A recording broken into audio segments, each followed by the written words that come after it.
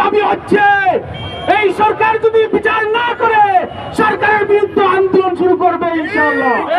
আজকের এই বিক্ষোভ সমাবেশ থেকে আমরা হুঁশিয়ারি উচ্চারণ করে দিতে চাই, ফাঁসিবাদদেরকে আর জায়গা দিতে পারে না। আমাদের অসংখ্য ছাত্র বন্ধুরা হসপিটালে মেডিকেলে মৃত্যুর সাথে পাঞ্জা হচ্ছে, তাদেরকে সঠিকভাবে চিকিৎসা দেওয়া হচ্ছে না। গুম খুন হত্যা দুর্নীতি বিগত ফ্যাসিস্ট সরকারের বিচারের দাবিতে আজকের বিক্ষোভ পরবর্তী সমাবেশে আমাদের মধ্যে উপস্থিত রয়েছেন। বক্তব্যের শুরুতে প্রথমেই আমি একটি স্লোগান দিতে চাই, সেই স্লোগান হচ্ছে নারে তাকবীর, নারে তাকবীর। সংগ্রামী উপস্থিতি, যে স্লোগানকে স্তব্ধ করে দিতে চেয়েছিল বিগত ফ্যাসিস্ট সরকার, আমাদেরকে স্তব্ধ করতে পারে নাই, ভবিষ্যতেও পারবে না ইনশাআল্লাহ। সংগ্রামী উপস্থিতি, আজকের এই বিক্ষোভ সমাবেশ হচ্ছে বিগত ফ্যাসিস্ট সরকার যে গুম হত্যা খুন ধর্ষণ রাজনীতি করেছে সেগুলোর বিচার এই বাংলার ময়দানে করতে হবে। তত্ত্বাবধায়ক অন্তর্বর্তী সরকারকে উত্তর দিতে হবে। সংগ্রামী উপস্থিতি, আমাদের দাবি হচ্ছে এই সরকার যদি বিচার না করে সরকারের বিরুদ্ধে আন্দোলন শুরু করবে ইনশাআল্লাহ। সংগ্রামী উপস্থিতি, আমরা আরো লক্ষ্য করেছি অবৈধ নিষিদ্ধ ঘোষিত ছাত্র সংগঠন ছাত্রলীগ তারা দুঃসাহস দেখিয়েছে, তারা কর্মসূচি ঘোষণা করেছে। সংগ্রামী উপস্থিতি, আমরা এখান থেকে স্পষ্ট ভাষায় বলে দিতে চাই এই বাংলা ছাত্রলীগের তাই হবে না। আপনারা কি রাজি আছেন এদেরকে প্রতিহত করার জন্য? ছাত্রলীগ দুঃসাহস করেছে, আমরা তাদেরকে বলে যেতে চাই তোমাদের এই দুঃসাহস দুঃস্বপ্নে পরিণত হবে ইনশাআল্লাহ। উপস্থিতি, আমরা আরো লক্ষ্য করেছি নতুন প্রেসিডেন্টের পদত্তন নিয়ে আমরা শুনছি, আমরা তাদেরকে প্রতিহত করবো, আমরা প্রস্তুতি নিচ্ছি, আমরা তোমাদেরকে সাবধান করে দিচ্ছি, তোমরা শান্ত হও, তোমরা স্তব্ধ হও। তোমরা যদি রাজনীতি করতে থাকো, টেন্ডার জমাইতে করতে থাকো, এতে দেশের ছাত্র জনতা তোমাদেরকে সাথ দেবে ইনশাআল্লাহ। আমরা যদি দেখি ক্যাম্পাসগুলোতে কোরআন রাজনীতি করেছে তখন আমরা দেখি এই রাজনীতি করেছে ছাত্রলীগ। আমরা যদি দেখি ক্যাম্পাসগুলোতে দর্শনী করেছে কালাম তখন আমরা দেখি দর্শনী করেছে ছাত্রলীগ।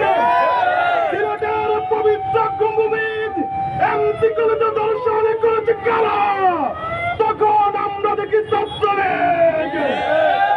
বলে দিতে চাই বাংলাদেশে ছাত্রলীগের জায়গা হবে না,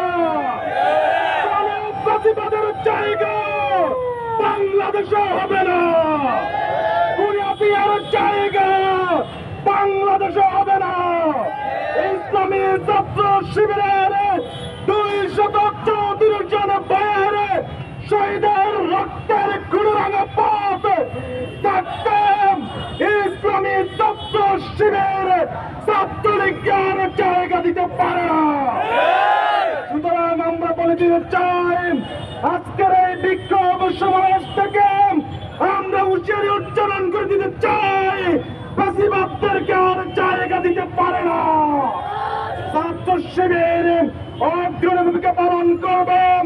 ফাঁসিবাদের জায়গা চাঁদাবাজিদের আস্তরণ বাংলাদেশের কখনো যদি হতে চায় ছাত্র শিবির প্রতিরোধ করে তুলবে। রক্তের বন্যায় দেশে যাবে অন্যায়, নারে তাকবীর,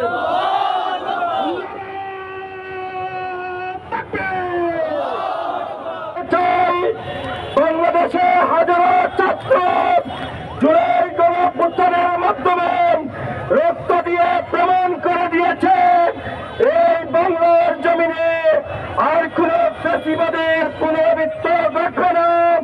যারা এই ফ্যাসিবাদের পুনরাবৃত্তি ঘটাতে চাচ্ছেন তাদেরকে হুঁশিয়ার করে বলে দিতে চাই, বাংলাদেশ ইসলামী ছাত্র শিবির ইতিপূর্বে বাংলাদেশকে রক্ষা করার যত রক্ত দিয়েছে আরো রক্ত দিতে প্রস্তুত আছে।